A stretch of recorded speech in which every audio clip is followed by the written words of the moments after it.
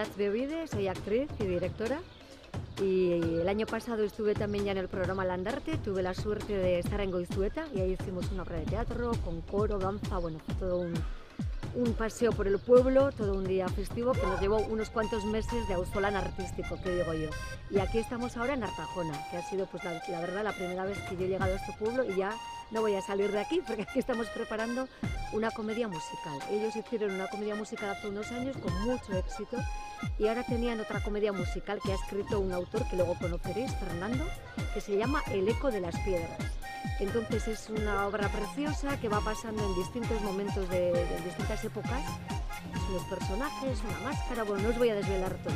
Y lo que vamos a hacer este año es un avance, un tráiler, un adelanto, pero en la plaza, claro, en las fiestas.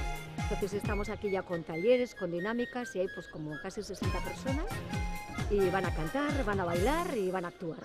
Y aquí estamos pues dándole fuerte en Artajona y aprovechando de este espacio tan privilegiado.